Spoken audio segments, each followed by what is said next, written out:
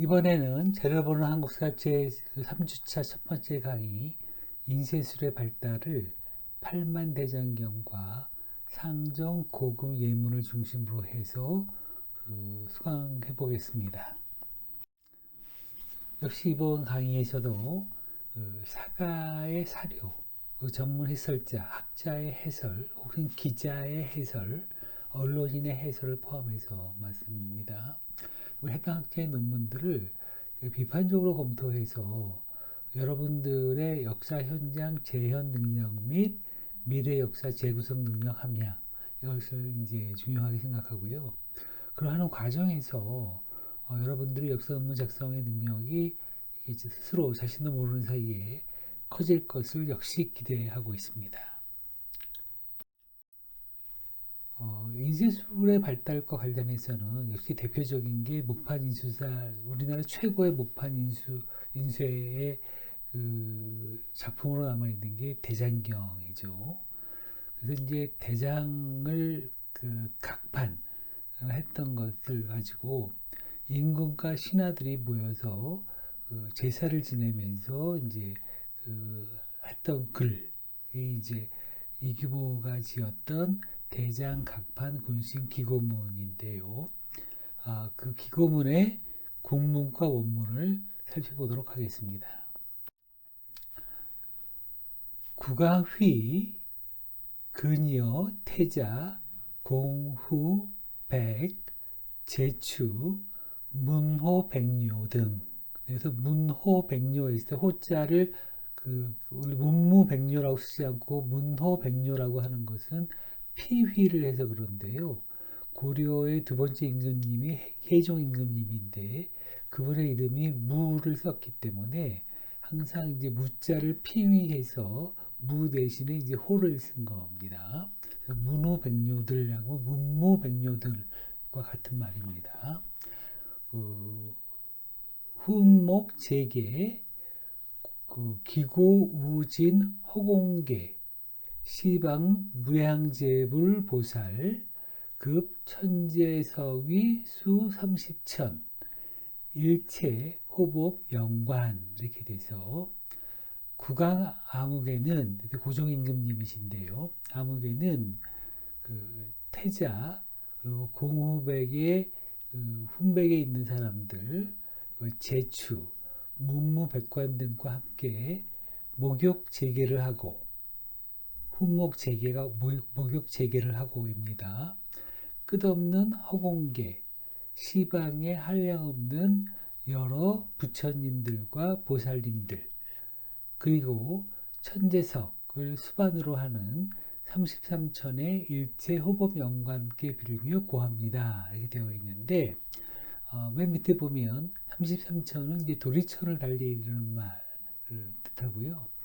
순리산 정상의 도리천에는 33신들이 있는데 중앙에 이제 제석이 있고 동서남북 사방보물에 각각 8분의 신들이 있어서 48이 32, 32분과 제석을 합쳐서 33신 혹은 33천이라고 얘기를 합니다. 그리고 이제 천재석 도량이라고 하는 것은 불교가 여러 지역의 토착 신앙을 흡수해서 전파하는 과정에서 불교 안에 체제 안에 수용하기 위해서 이제 33천을 주로 많이 썼고요. 허공계라고 하는 것은 이제 진여라고 하는 말로 썼는데 이 진여는 우주 만유에 평등하고 차별이 없는 있는 그대로의 모습을 보는 참대교 한결같은 마음을 가리키는 불교 용어를 얘기하고요. 영관은 도교에서는 실을 얘기하는데 여기서 일체호법 영관이라고 했을 때 이제 불교계에서도 이제 영관을 같이 썼던 것이 이제 여러분들이 주의 깊게 봐야 될 어휘라고 생각이 듭니다.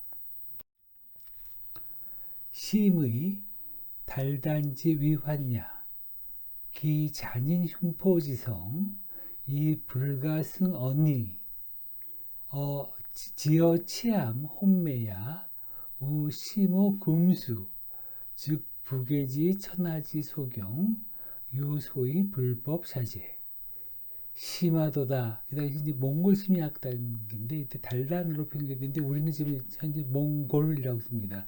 몽골이라고 쓰지 않고 몽골이라고 쓰는데 심하도다 몽고의 침략이요. 그래서 몽골의 환란을 일으킴이요. 그 잔인하고 흉포한 성품은 이미 말로 다 할 수가 없고 심지어 어리석고 어두움이 또한 짐승보다 심합니다.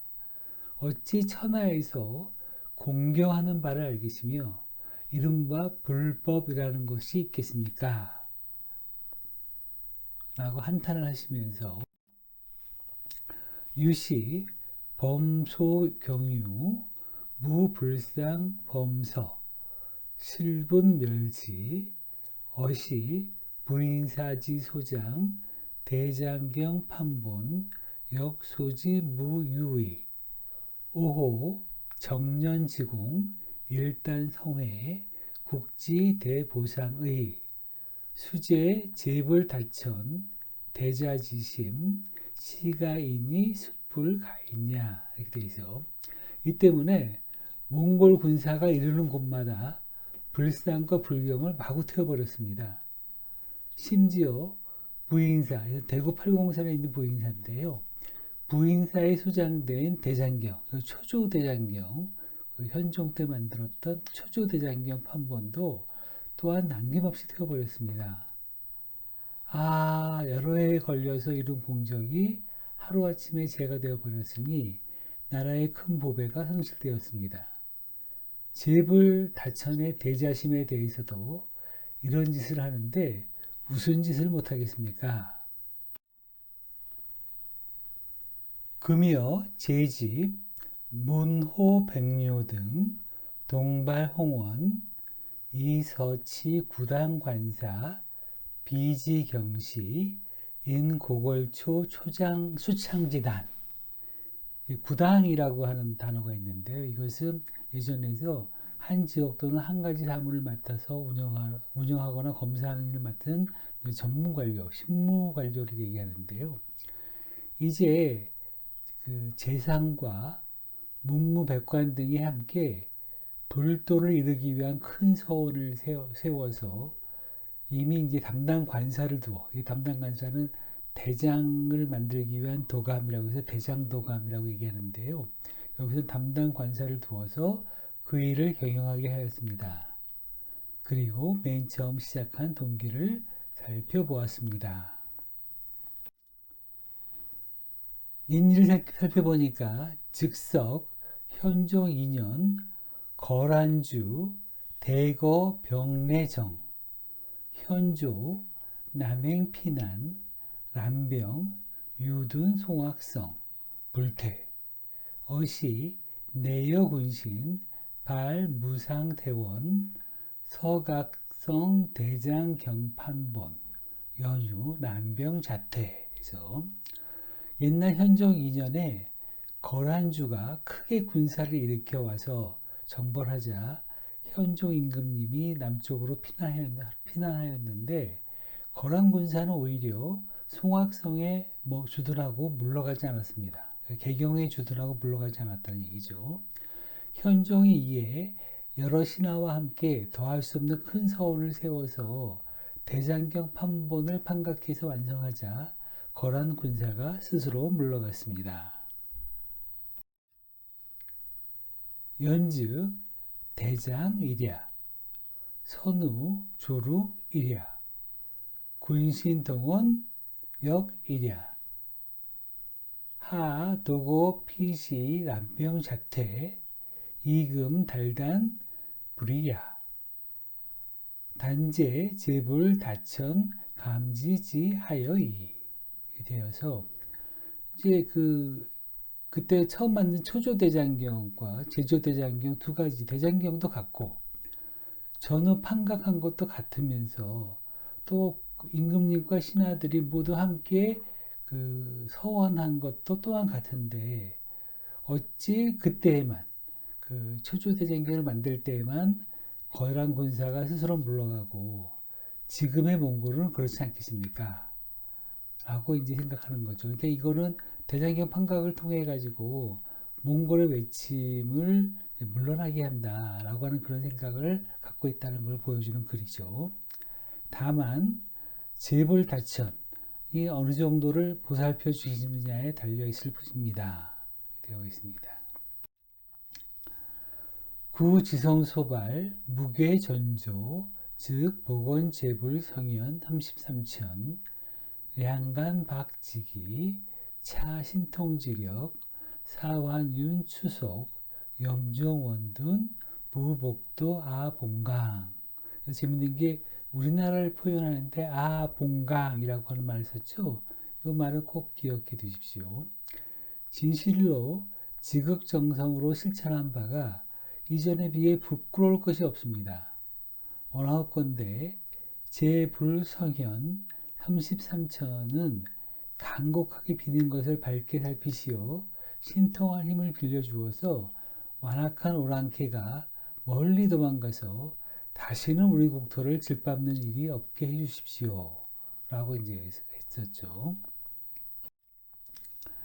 간과 지집, 중회 안여, 모후적은, 향수무강, 사만국조, 영영만세, 즉 제자 등당 갱노력, 이코법문, 보부룬지 만일이 제자 등 무임간 간도지지 복유소감 운운이라고 하는 이규보의 기원문인데 이것은 동국이상국집 전집권 25 잡저의 대장 각판 군신 기고문이라고 쓰여 있습니다.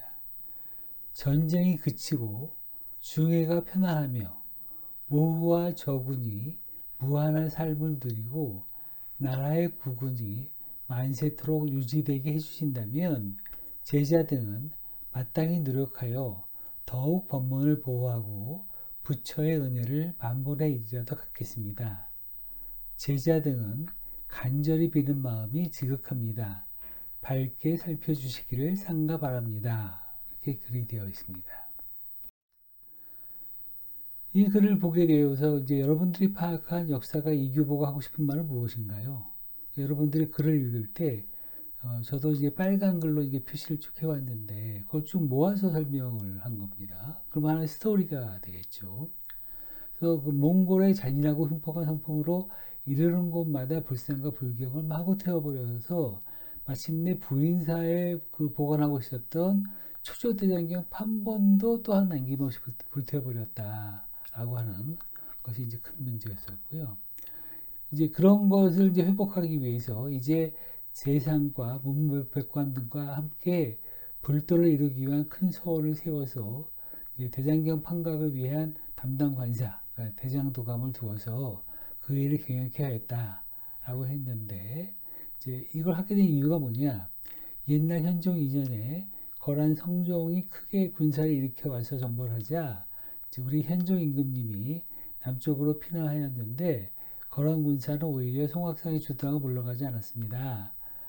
그러자 이제 현종 임금님이 여러 신하들과 함께 이제 큰 서원을 세워서 대장금 판본을 판각해서 완성하자 거란 군사가 스스로 물러갔습니다. 라고 하는 얘기죠. 그래서 이제 대장경도 같고, 그러니까 초조 대장경과 제조 대장경이 같고, 전후 판각한 것도 같으며, 이제 군신이 함께 서원한 것도 또한 같은데, 어찌 그때만 거란 군사가 스스로 물러가고 지금의 몽골은 그렇지 않겠습니까? 라고 이제 말한 내용도 있습니다.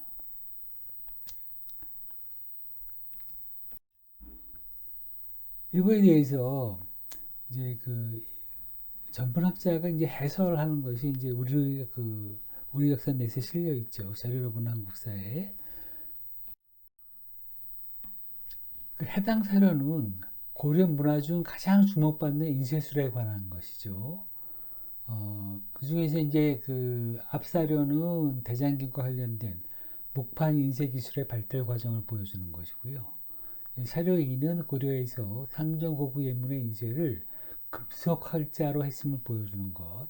그래서 이제 목판 활자 인쇄와 이제 활자 인쇄로 나오는데 목판의 경우는 그 이미 통일신라 때부터 불경 인쇄에 반영되었습니다. 그래서 이제 1966년 불국사 석가탑 해체 보수 중에 발견된 여러분도 아시는 밑에 그림이 되어 있는 무구정광 대다라니경의 목판본과 경판을 보게 되면 어떤 사람들이 이런 목판본이 이제 중국 당나라 것이다라고 하는 견해를 제시하는 사람들도 있는데 발견된 종이의 재질로 보게 보면 신라의 것이 분명합니다. 그래서 이제 인쇄술에 관한 한 목판 인쇄술은 우리나라에서 세계에서 가장 오래된 인쇄물을 가진 나라가 되어 있고요. 아마 그 여러분들 직지를 통해서 보는 것처럼 금속 활자로 된 인쇄술, 주자 인쇄술도 그 활자 인쇄술도 우리나라가 세계 최고 가장 오래된 그런 기술을 보유하고 있습니다. 이 목판 인쇄는 고려 시대에도 이제 계속 이용이 되어 있었죠. 그래서 이제 그 내용을 보게 되면 이제 그 1010년 거란 성종이 침략해 왔을 때 현종이 대장경 판본을 판각하였고 덕분에 이제 거란 문사가 스스로 물러갔다 이렇게 얘기를 했었죠. 그렇게 봤을 때 이제 그 추조대장경의 그 양과 규모가 아주 매우 엄청난 노동력과 정교한 기술력이 바탕이 되어서 다량의 목판을 인쇄하였다 이렇게 이제 해설자는 해설하고 있습니다. 근데 여기서 이제 여러분들 중요하게 봐야 될 것이 노동력과 기술력은 설명하고 있는데 학문은 설명하지 않고 있어요. 근데 그게 지금까지 우리나라 학자들이 대장경에 대해서 봤을 때 노동력과 기술력을 갖고 설명을 했는데 노동력과 기술력보다 더 중요한 게 학문의 힘, 그러니까 그 학자들의 학문의 힘이라고 하는 것이 훨씬 더 중요했다라고 하는 것이 제가 이미 글을 써서 발표한 적이 있는데요. 그것에 좀 더 이제 설명을 해가면서 나가도록 할 생각입니다. 당시 그 동아시아에서 모판대전경을 조조한 것, 그러니까 그 새겨서 만든 것은 이제 그 모판대장경을 이 가장 오래된 것이 이제 송나라 태종이 만들었던 개보판 대장경이 아마 처음이고요. 그리고 이제 1010년부터 시작된 추조대장경이 있습니다. 또 이것이 이제 1010년부터 시작을 해서 1087년에 이제 일단락 되었고요. 그때 일단락 되었는데 이것은 뭐 한 부서에서 한 관청에서 주도한 것이 아니고 아마 전국에 있는 그 주요 사찰들의 도움을 받아서 아마 이룩한 것이 아닌가 이렇게 저는 생각하고 있습니다. 그래서 이제 이런 초조대장경이 완성된 걸 보게 되면 송나라 대장경하고요, 거란 대장경하고 이제 다 대조해가면서 이제 그 정확도를 높였는데 무려 그 6천 권에 달하는 대단한 그런 책입니다. 그런데 이런 대단한 그런 그 책인데 처음에 이것이 대구 부인사, 팔공산 부인사에서 보관되었다가 이제 몽골 침입으로 이제 소실되었죠.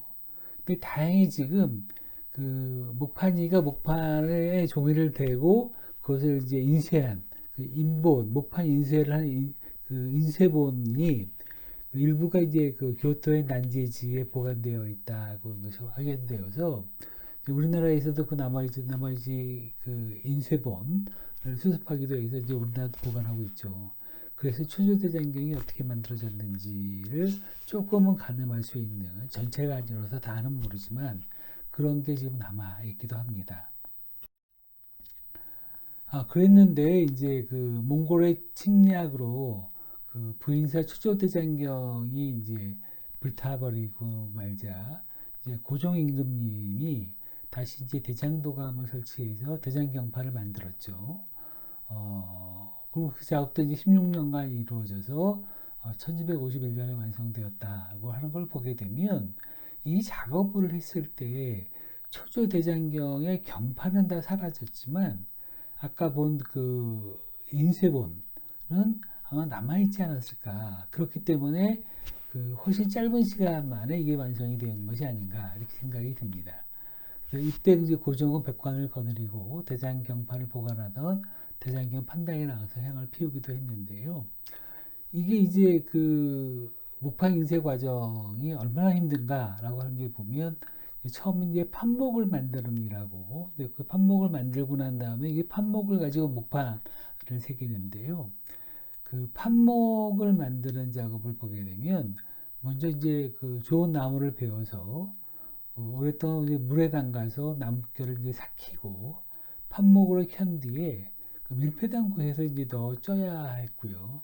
찌고 난 다음에 다시 이제 진을 빼고 살충한 뒤에 충분히 말린 후에서 목수가 목판의 양면을 고르게 대표질하고 양쪽과의 경판의 그 손잡이 마구리 작업까지 했고요.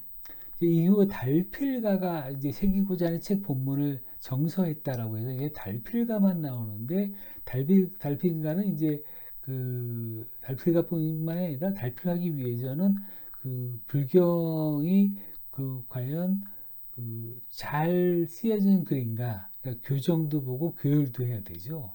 근데 교정 교율은 누가 했을까요? 유명한 학자들이 했겠죠, 그렇죠? 교정 교율이 다 된 것을 가지고 이제 달필가가 이제 그거를 그 정서를 하고요. 그 다음에 이제 각수가 이를 목판에 생기는 과정이어서 시간과 노동력과 경비가 많이 들어갔다라고 하는 것이었는데 노동력과 기술력뿐만이 아니라 그 당시에 그 학술이라고 하는 것의 능력도 굉장히 많이 그 반영이 됐죠. 이제 문제는 뭐냐면 목판 인쇄는 목판 하나만 갖고 있으니까 한 문헌의 인쇄만 가능했는데 그 금속활자들은 어떤가요? 이제 그 글자를 순서를 바꾸게 되면 한 문헌이 아니라 여러 책의 인쇄도 가능하다라고 하는 것이 했겠죠, 그렇죠?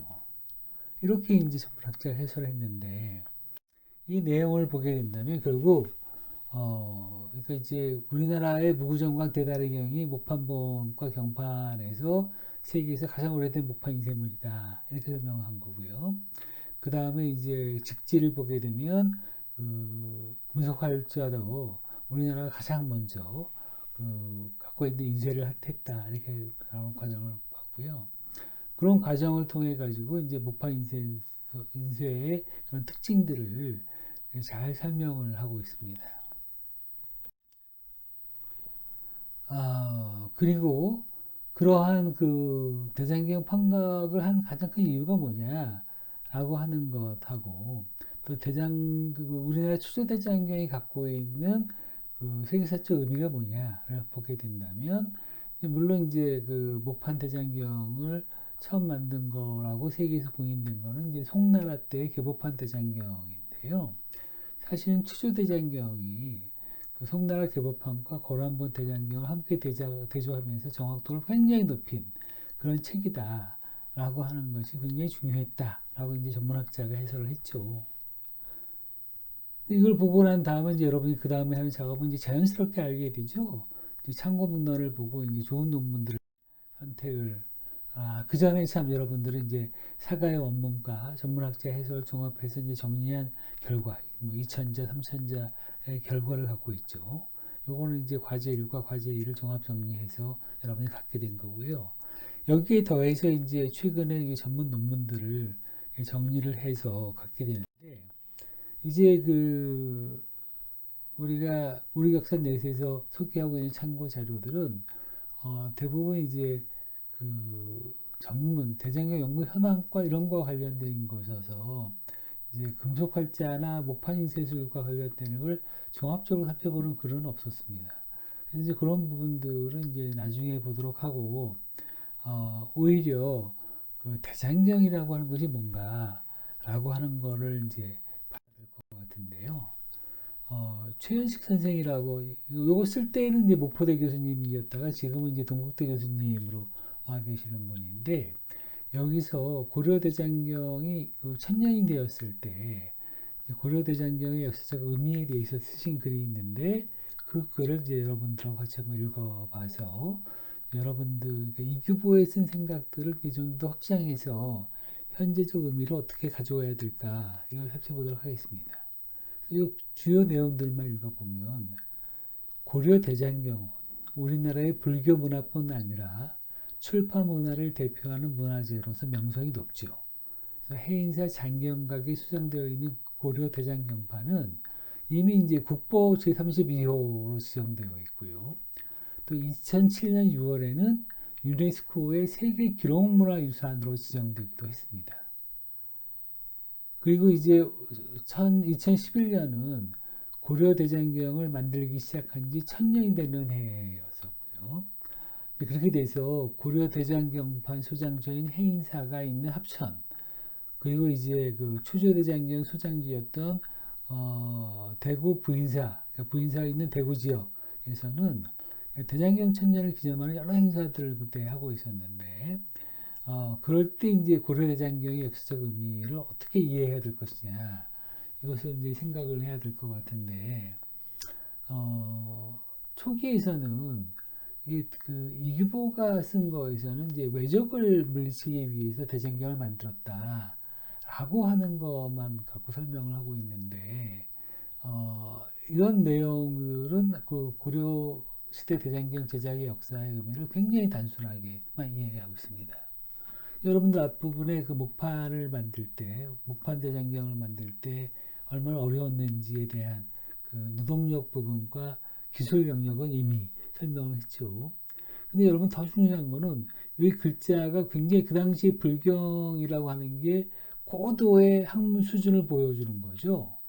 거기서 그 어떤 분이 쓴 그 판하본이라고 판 밑에 대고 있는 인쇄본이라고 필사본을 대고 손으로 쓴 글, 그 붓으로 쓴 그런 그 필사했던 그런 내용을 써야 되는데 필사한 내용이 정말 이게 틀리지 않은 글이냐라고 하는 게 굉장히 중요하죠. 그걸 보려게 되면 뭐 거기에 오타가 나오거나 잘못 쓴 게 나오거나 이제 빠진 글자가 있으면 그걸 다시 써야 되겠죠. 그 과정이 중요하게 있어요. 목판을 새기는 게 중요하게 있어요. 우리가 생각해 보면 학문이라고 하는 것이 굉장히 중요하죠. 그것이 이제 오탈자가 없이 판화본을 완전하게 만드는 것이 더 중요해서 사실 이건 학생의 학문이 없었으면 만들 수 없는 겁니다. 그 당시에 고려의 그 불교의 지식은 이미 세계 최고 수준에 달하는, 그러니까 우리가 그 결과만 보고 얘기하게 되면 송나라 대장경하고 요나라 대장경의 경전보다 양쪽을 비교해서 훨씬 수준 높게 만든 게 고려 대장경이다. 이걸 이제 생각을 해야 돼서 이제 그 당시의 지배층들은 대장경 제작의 주된 명분을 외침을 막기 위해서 대장경을 만들었다. 이렇게 제시되어 있지만 대장경 제작의 배경에는 그 이상의 복잡한 역사적 의미가 담겨 있다. 이렇게 되어 있는데 대장경 제작은 대외적으로는 당시 치열하게 전개되고 있었던 동아시아의 문화 경쟁이라고 하는 단어에서 뒤처지지 않기 위한 학술, 출판 문화 육성 정책이었고요. 국내에서도 이제 그 외침을 계기로 흔들리는 왕실과 중앙정부의 권위를 확립하기 위해서 어떤 정치적 행위를 할 필요가 있었다라고 하는 것들도 있는데, 여러분들 그 실질적으로 이 경판 하나를 새기기 위해서 그 당시 이제 그 한번나무를 갖다 썼다고 하는데 굉장히 두께가 그 굵은 그런 나무들이었겠죠. 이 나무들을 그 베어 갖고 와서 거기서 이제 목판을 만드는 과정, 그 과정만 하더라도 굉장히 많은 비용도 들고 노력도 들었겠죠. 그런 작업들을 전국 각지에서 했을 거 아니겠습니까? 그렇기 때문에 이런 부분들은 어떻게 본다면 전쟁을 이기기 위한 그런 그 민중의 노동력도 이제 그 동원해야 됐었고, 장인의 기술력도 이제 들어가야 되겠죠. 장인이라고 하는 사람은 주로 두 사람들인데, 글씨를 예쁘게 잘 쓰는 사람들도 있고, 이게 서자라고 얘기하고, 글씨를 잘 새기는 사람들, 이건 각자라고 하는 사람들인데, 이런 분들도 있죠. 그것이 있고, 거기에 더해서 그분들이 잘 그 베껴 쓰고 잘 새길 수 있게 그 판화본, 저본을 만들었던 그러한 학생들의 학문들이 다 결합되어 있는 국가 총력인 총력을 다해서 만든 것이 이제 고려 대장경이다. 이렇게 여러분들이 이해를 해야 될 것 같습니다. 이 대장경이 뭐냐라고 하는 건데요. 대장경은 이제 그 원래는 그 불교가 인도에서 발생을 했고 이제 동남아나 티벳을 통해서 이제 전파를 했기 때문에 그런 데에도 있을 것 같은데 사실은 이제 한문 불교권에서만 사용되는 용어입니다. 인도 불교의 경우에는 이제 그 부처의 말씀 기록한 것을 이제 경이라고 얘기하죠. 또 승려들의 생활 규범을 규정한 것을 율이라고 얘기하고요. 또 지금 우리가 여러분들이 논문을 쓰거나 그런 것처럼 후대 학자들이 부처님의 가르침을 이제 설명한 것을 이제 논이라고 얘기하죠. 그러니까 이제 여기서 경이라고 하는 것은 이제 부처님 말씀만 다 모아놓은 것들, 그 모아놓는다고 하는 걸 장이라고 해서 경장이라고 얘기를 했고요.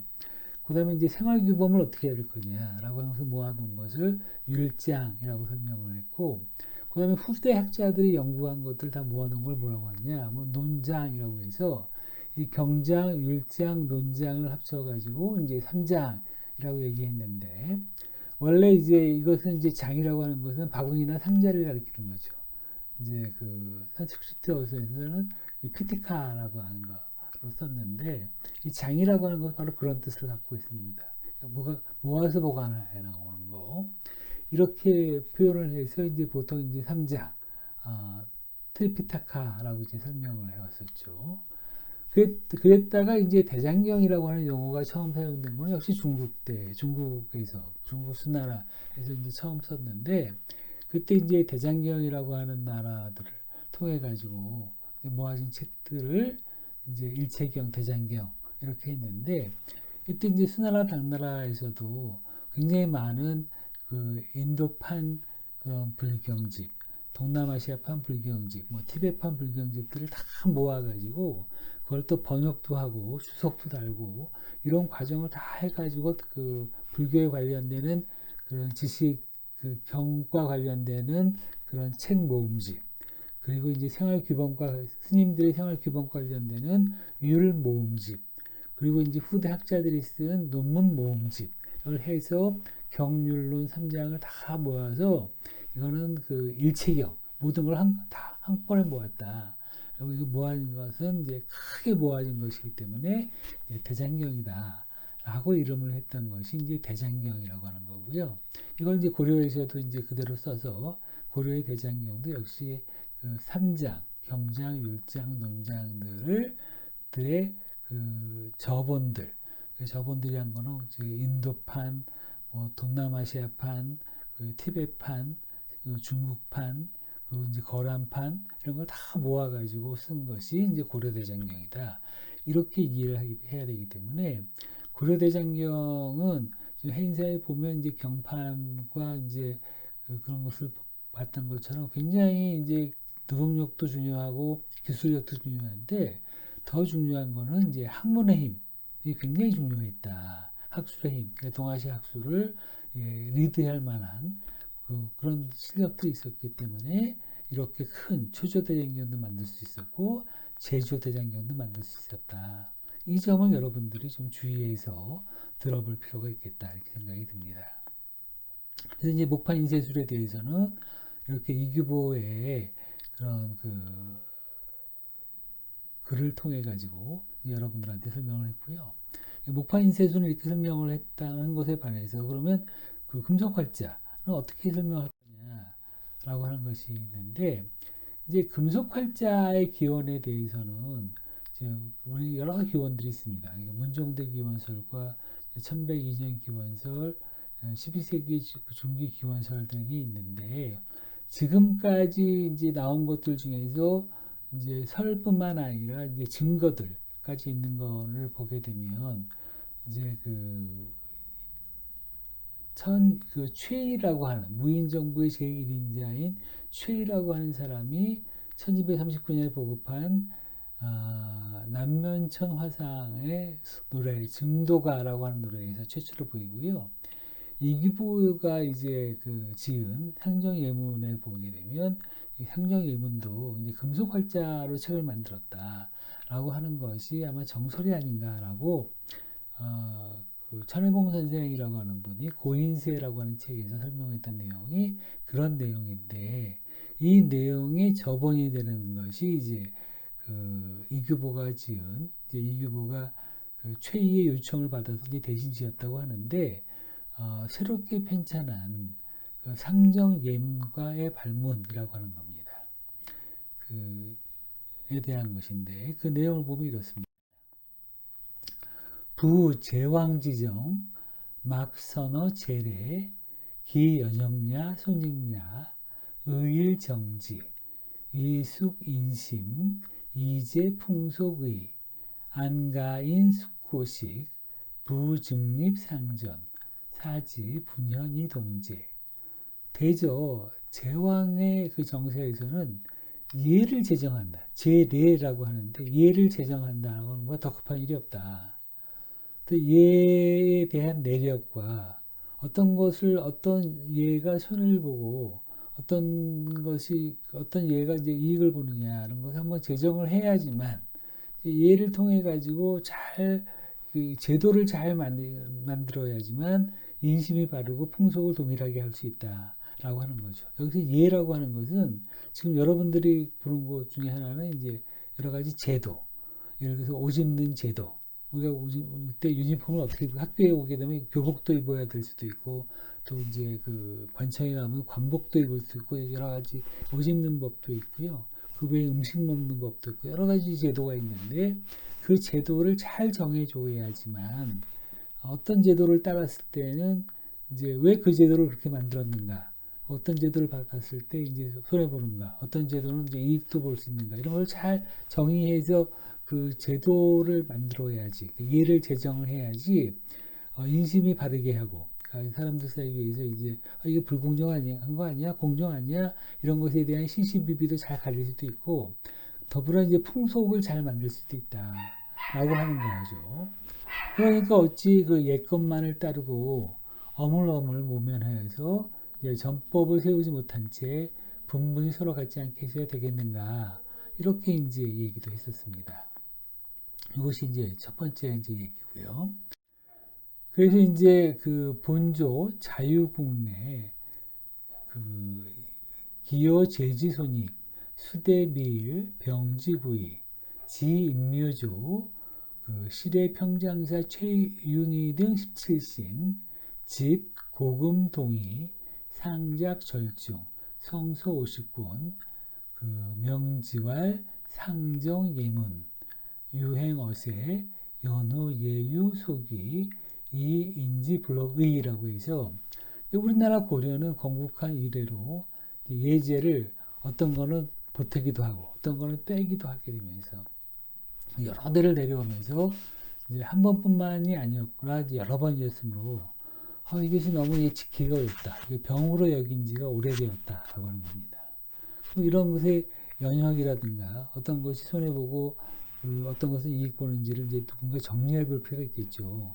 그래서 이제 인종임금님 때에 와서 인종임금님께서 비로소 이제 평장사 최윤희 등 17명의 신하들에게 면해서 옛날과 지금의 서로 다른 예문, 제도를 다 모아서 이제 50권의 책을 다 만들어서 요거를 이제 그 제도에 대해서 상세히 정했으니까 상정예문이라고 해서 이거를 여러분들도 한번 읽어봐라 라고 하는 것이 되어 있죠. 그래서 이제 이 제도가 어떤 유래로 만들어졌고 이런 유래로 만들어지는 것에서 어떤 사람들한테 손해보고 어떤 사람한테 이익이 보는 것이 있으니까 그런 걸 생정해서 잘 보고 난 다음에 이제 참고를 했으면 좋겠다. 그래서 이제 일종의 제도 참고서를 만든 거죠.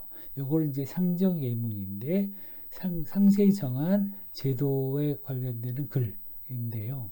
이것이 이제 옛날 것과 지금이 들어가서 이제 고금이 들어가서 고금 상정예문이라고 얘기도 합니다. 이것이 세상에 행해진 뒤에는 얘가 제자리를 찾아서 사람이 현혹되지 않게 되었다라고 얘기한 겁니다. 시서 과령연사 간탈자결 나눠고심 여 선공 그래서 여는 최이를 얘기하고요. 선공은 최충원을 얘기를 하게 되는데 내령보집 수성이본 일부예관 일장우가 기지원야 과어천도지제 예관 황거 미득제례 직기야 이패 이유 가장 일본 득조론 여연유 이감선지 차행기부실. 근데 이 책이 여러 해가 지나가지고 책장도 떨어져 나가고 글자가 어떤 건 막 흐려지고 해서 살펴보기가 굉장히 어려웠는데 근데 다행히 이때는 이제 나는 최이에 대한 얘기입니다. 최이의 아버지 최충원이 이를 다 그 보충해서 예를 들어 글자 없어진 거는 이제 채워넣고 살펴보기 어려운 것들도 이제 만들어 넣어서 두 책을 만들어서 한 번은 예관에 보내고 한 번은 이제 그 최씨 집안에서 이제 간수를 해왔죠. 그 뜻이 뭔데 했는데 과연 이제 그 몽골 침략으로서 고려가 강화도로 천도할 때 예관이 다급한 상황에서 미처 그것을 싸가지고 오지 못했다는 거죠. 그 상정예문이라고 하는 그 책이 거의 없어지게 되었는데 다행히 이제 최씨 집안에서 보관하고 있던 최씨 집안 가에서 장 보관하고 있는 책 한 책이 보존되어 있어서 이제 이걸 보고 이제 그 최이가 아버지의 뜻이 이게 원대하구나라고 하는 것을 알게 되었고 또 그 책, 그러니까 상정예문이 없어지지 않은 것을 아주 굉장히 다행으로 여겼다라고 하는 것을 이제 이규보가 이제 그 최이의 얘기를 인터뷰해서 그 얘기를 쓴 거죠. 그러고 나니까 이제 이게 목판으로 하게 되니까 그 인쇄본만 갖고 있으니까 안 되겠다라고 생각을 해서 다시 이제 금속 활자를 사용해서 28권을 이제 인쇄한 다음에 여러 관청에 나누어 보내서 간수하게 했다라고 하는 것이 그 다음 얘기인데요. 수용 주자, 인성 28본, 분부 제사 장지, 범유사자, 근전지 물체, 무불려 용지지 통군야, 월일 모발 해가지고 이규보의 동국이상국집 그중에 후집에서 서문만 모아놓은 걸 보게 된다고 하면 거기서 신서 상정 예문 발미 이렇게 되어 있는데 결국 금속 활자를 사용해서 28권의 책을 인출했다. 라고 하는 것이 이제 금속 활자가 한국에서 사용됐다는 것을 보여주는 문헌 자료인 거죠. 여러 관청에 나누어서 보내서 간수하게 하니까 모든 관청에서들은 잃어버리지 않게 삼가 전에서 그러니까 최이의 그 간절한 뜻, 통절한 뜻을 저버리지 말지어다. 이렇게 이제 그 쓴 글을 이규보가 대신 써주는 거죠. 그래서 월일에 아무개가 발문을 쓴다. 나온 것이 이제 신서 상정 예문 발미라고 하는 책입니다. 이 책에서 이제 역사가 이규보가 하고 싶은 말은 이제 예를 제정한다. 그러니까 제도를 만든다는 것은 결국 뭐다? 인심을 바르게 하고 풍속을 동일하게 한다. 인심이 바르고 풍속이 동일하다는 것은 제도를 시행할 때 어떻게 됐다? 그럼 공정하게 할 수 있는 규정을 만들었다라고 하는 거죠. 그렇죠? 그러니까 상정예문이라고 하는 것은 옛날과 지금까지의 그 제도의 연역, 이것이 어떻게 만들어졌는가라고 하는 것뿐만 아니라 이 제도가 만들어짐으로써 어떠한 이익도 있었고 어떤 손해도 있었는가라고 하는 것을 다 알려지게 하게 되면 그걸 받아들이는 사람의 입장에서는 어때요? 투명해지죠. 공정해지고 그렇게 되는 것을 이제 설명하기 위해서 예를 제정한 거다라고 하는 거였고 이 제도를 만드는 거는 시대에 따라서 계속 이제 변화갔겠죠. 그래서 이제 그 부분을 이제 설명했는데 고려는 이제 건국한 이후로 제도 중에서 어떤 거는 더한 것도 있고 어떤 건 뺀 것도 있고 여러 대에 내오게 되니까 이게 병으로 여긴 지 오래됐다라고 하는 것이 이 제도가 꼭 그 정당한 건가 부당한 건가 공정한 건가 불공정한 건가 이렇게 생각해야 되는 거죠. 이런 부분들을 다 그 정리하려고 하기는 이런 문제 해결하려고 하기는 어떻게 해결하면 되냐면 그 예문에 대한 그 제도들을 다 모아가지고 해결하면 되겠죠, 그렇죠? 그래서 이제 그러고 나면 거기다 해설서가 붙이는 거죠. 그래서 이거는 제도사에 대한 해설서인데 그 옛날 것 지금 것을 만들어서 상세하게 해설했다. 그러니까 상정이라고 하는 것이죠. 그래서 이제 제도를 상세하게 설명한 글, 상정 예문이라고 했다. 그 만든 책들이 모두 50권의 책이었다라고 하는 거였었고요. 그 다음에 이런 글들이 이제 이거 인종 때 이제 그 만들어진 건데 이 중에서 이제 책 2권을 갖고 있어서 무인집권 짓기에 이제 그 집정가들이 이제 한 권을 이제 그 최충원이가 이제 권력을 잡고 난 다음에 한 권은 이제 그 정부 관청 예관에 두고 한 번은 자기 집에 보관을 한 거죠. 그래서 자기 집에 보관을 했는데 정말 그 왜 두 권을 보관했느냐? 그러니까 자기 집에 보관한 것이 굉장히 명분도 있고 정당했다라고 설명하기 위해서 고려 몽골의 침략을 받았을 때 정부가 보관했던 그 책은 예관이 다급한 상황에 미쳐서 그걸 미처 싸가지고 오지 못해서 없어져 버린 거죠. 그렇죠? 그 책은 거의 없어져 버리고 말았는데 정작 이제 자기가 가지고 있는 책만 자기 집에서 보관한 책들만 보존하게 되어서 요거를 이제 나중에 좀 더 오래 또 보관하기 위해서 다시 이제 그 금속 활자를 활용해서 주자, 그러니까 금속 활자를 활용해서 28권을 인쇄를 해서 여러 관청에 나누어 보관해서 관수하게 하였다. 이런 게 이제 사가 이규보가 하고 싶은 말이었습니다. 요거를 보고, 요 글을 전체 보고 전문학자가 또 해설도 했는데요.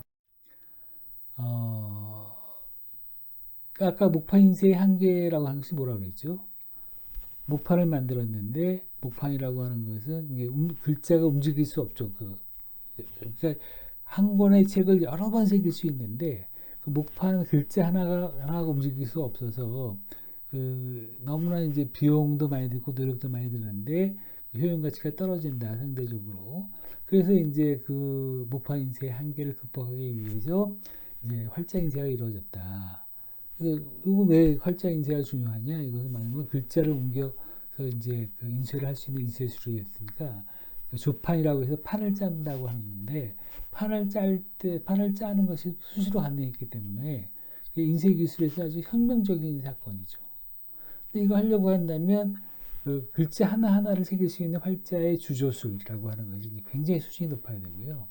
또 활자를 이제 조판에 고착시키기 위해서는 이제 서로 이제 붙일 수 있는 접착성 물질이 개발돼야 되고 또 금속 활자에 잘 묻는 기름 몫이 개발이 되어야지만 이제 금속 활자가 이제 의미가 있었는데 그래서 고려가 바로 이와 관련된 세계 최초의 주자 이제 그 금속 활자를 발명했는데 이게 바로 그걸 어디서 볼 수 있냐? 상정 고급 예문의 인쇄에 주자를 써서 인쇄했다라고 하는 문헌적 증거가 있는 거죠. 즉 지금 본 것처럼 상정 고급 예문 28구를 찍어서 여러 관청에 나눠줬다라고 하는 것을 봤을 때 세계 최초의 금속 활자 글자가 한국에서 특히 고려에서 이제 발견되고 활용되었다라고 하는 것을 알 수 있겠다라고 하는 건데요. 그게 이제 거의 같은 시기에 존재하는데 이게 주자본 문화본 그러니까 금속 활자로 찍은 그 상정 고급 예문은 이제 지금 문헌 기록상에서는 이규보가 준 정보로만 알고 있는 거지 실제 그런 책이 남아 있는 건 아니에요. 근데 지금 그 왼쪽 편에 있는 게 금속 활자로 찍은 그 남명천 화상의 노래 도란 무엇인가 증도가라고 하는 것은 그 도란 무엇인가를 설명하는 그런 글이었는데 그런 글을 보게 되면 이거는 실물로 남아있는 그러니까 금속 활자로 찍은 그러한 책인 거죠. 그렇죠? 여기에 더해서 이제 1377년에 청주 흥덕사에 있는 그 불조 직지심체유절, 왜 직지로 잘 알려져 있는 거죠. 이런 것에서 또 이제 같은 금속 활자로 찍은 책이 남아있다. 이렇게 되어 있습니다. 근데 이런 책에서 지금 최이나 이규보에 대해서 그래서 이제 굉장히 세계 그 인쇄사의 선구자로서 설명을 해야 되는데 정작 이제 그런 것은 좀 안 되어 있고 우리가 이제 스트라스부르가 내가 지난번에 갔을 때 거기를 보니까 구텐베르크 광장이 있어서 1450년에 성서를 금속 활자로 찍은 구텐베르크 동상이 있더라고요. 그럼 우리도 청주에 그 직지를 만든 분의 그 무명씨의 동상이 누군가 있어야 되겠죠. 그렇죠?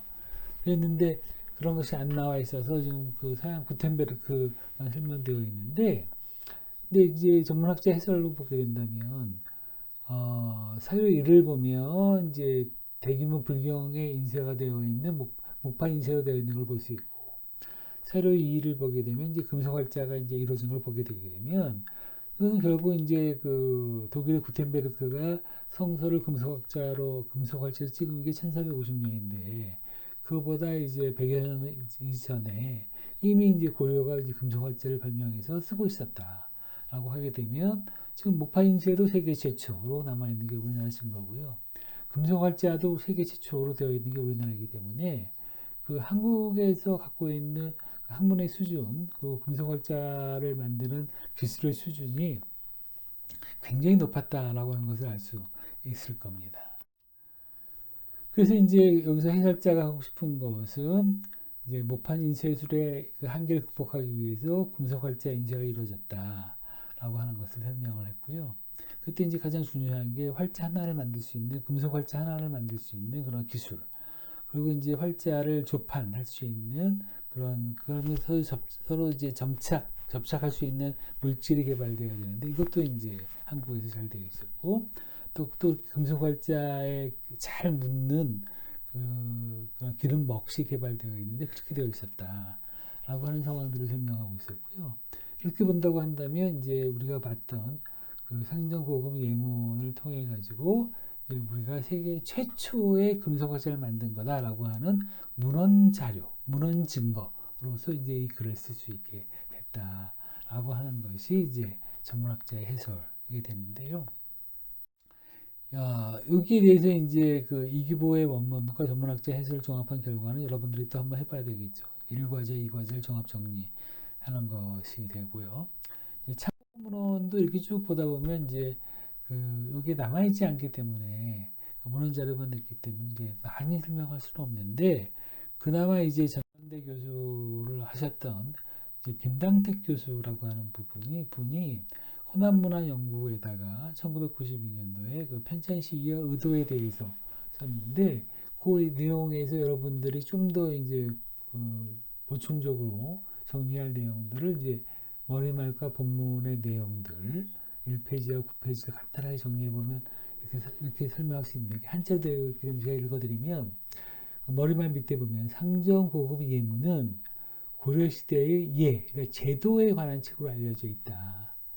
현존하지 않은 책은 이제 고금 상정 예문 혹은 상정 예문으로 불리었는데, 이렇게 이제 여러 이름을 갖게 된 것은 사서마다 고려사 아니면 거기에 대해서 최윤의전에 대해서는 이제 고금 상정예로 나오고, 고려서 59는 이제 열전이 아니라 지인데, 예지서문에서는 상정 고금예로 나오고, 또 동국 이상국, 이규보가 쓴 동국 이상국집에는 상정 예문 이렇게 나와서 고금 상정예, 상정 고금예, 상정 예문 이렇게 여러 이름으로 불리고 있는데, 이 책은 옛 것과 지금의 제도, 예를 자세하게 이제 보여주기 위해서 쓴 책이라고 돼서 새로운 저술이기보다는 기왕의 기록들을 다 모아가지고 편찬한 게 편찬서다 이렇게 되어 있고요. 이 책의 편찬은 이제 의종의 그 명에 따라서 이루어진 것이다 라고 해서 이제 최윤의자를 보게 되면 의종의 명령에 따라서 고금상정례 59권을 편찬했다 이렇게 나와 있는데, 거기에 대해서 왜 그거를 편찬토록 했느냐 라고 하는 것이 이제 자세히 나와 있지 않는데, 고려사의 지혜 여복지라고 하는 것의 서문을 보면 광종이 처음으로 백관의 공복을 정하니까 존비, 높고 낮고 상하, 여기 또 높낮이가 있는 등급과 이에 따르는 이제 위험이 분명해졌다. 그러니까 계급마다 신분마다 서열이 분명해졌다 이렇게 되어 있는데, 현종 임금님이 거란의 침략을 받아서 이제 남쪽으로 이제 피난함에 미쳐서 그런 이제 그 기록들이 잃어버린 거죠, 그렇죠? 그래서 이제 제도를 시행을 상실할 수 없다. 이게 왜 잃어버렸냐면 이런 책들, 그러니까 제도에 관련 책들이 다 어디에 있었겠어요? 아무래도 배경, 송악에 있었겠죠, 그렇죠? 근데 송악을 공격을 당해버리니까 송악에 있었던 여러 가지 도서관들, 그런 자료 모음집도 아카이브가 다 산실돼 버린 거죠. 그러니까 이제 제도가 불분명하게 되어서 그때마다 이제 기억에 의한 그런 것을 제도로 썼던 거였었는데, 의종 임금님 때에 들어와서 이제 이걸 좀 모아할 필요가 있겠는가, 모아야 될 필요가 있지 않겠는가, 그리고 이제 그 당나라 제도도 이제 좀 참고해 볼 필요가 있지 않겠는가 해서 의정조에 평장사 최윤의가 이제 조정의 그 전장을 모으고 옛날에 여러 가지 이제 규정들을 모으고 또 이웃나라인 당나라의 제도 가운데 여러 가지를 이제 가려서 이제 그 옛날과 지금의 여러 가지 제도를 자세히 이제 정해왔다라고 해야 하게 되니까 그때가 보면 이제 왕이 어떤 옷을 입어야 될 건가 행사마다 옷이 굉장히 달라지는데요. 어떤 옷을 입어야 될 것인가 그리고 이제 행차를 해 들어갈 때 수레는 어떻게 타야 될 건가 그럴 때마다 그 의전을 어떻게 해야 될 건가 그리고 이제 군사들을 어떻게 해야 될 건가 그리고 이제 백관의 관복들까지 씻지 않을 정도로 굉장히 내용이 풍부했다라고 하는 것을 봐서는 아마 이제 그 원래 고려 초에 고려 광종 때 처음에 제도가 만들어진 것이 고려 현종 임금님 때 거란의 침략으로서 이제 개경이 함락됨으로써 이제 개경에 있었던 도서관이 불타게 되고 많은 그 관련 전적들이 상실되고 난 다음에 이제 사람들이 이제 입에서 입으로 정해지는 그런 걸로 이제 제도를 계속 시행해 오다가 이제 의종 임금님 때 와서 다시 전체 제도를 다 만들어서 시행케 되었다라고 하는 걸로 상정 고급 예문의 내용이 그런 내용이었다 이렇게 되어 있는데 이런 책들이 이제 계속 중요해서 이게 이제 그 중앙 도서관에만 있는 게 아니라 관련 그 부서에도 있었고 또 유력 가문들도 이런 책들을 갖고 있으면서 어떻게 제도를 잘 지켜야 되는지를 보여주는 책이 상정고금 예문이었다. 이 책을 이제 인쇄하는 과정에서 이 책이 목판 인쇄로 된 게 아니라 아마 금속활자로 인쇄된 것이다라고 하는 것을 이규보의 글을 통해서 알게 되었다라고 하는 거죠. 이렇게까지 쭉 정리하다 보면 여러분들이 이제 우리나라가 이제 인쇄술 최고의 나라다라고 하는 것을 이규보의 대장경과 관련되는 기원문 그리고 상정예문과 관련되는 설명문을 통해서 각각 목판 인쇄와 그 금속활자에 대한 그런 내력들을 알 수 있게 되지 않았겠습니까? 이걸 통해서 여러분들은 사가의 사료, 해설자들 전문 해설자의 해설 전문학자들의 논문을 통해서 여러분의 지식이 이렇게 쭉 확보되니까 어때요? 좀 더 이제 여러분들이 갖고 있는 그런 증거들, 발언의 증거들이 훨씬 더 탄탄해지고 튼튼해진다고 하는 느낌을 받게 되죠. 이런 훈련들을 이제 계속하는 것이 여러분들이 제대로 보는 한국사에서 공부하는 이유이기도 합니다. 여기 이제 3주차 첫 번째 강의인데요. 어때요? 재미있으셨나요? 계속 잘 정리하다 보면 여러분 스스로 그 사가의 사료, 그 전문학자들의 해설, 그리고 이제 전문학자들의 그 논문들을 통해서 여러분의 지식의 근거들이 튼튼해지기를 기도하는 바입니다. 감사합니다. 열심히 들어주셔서.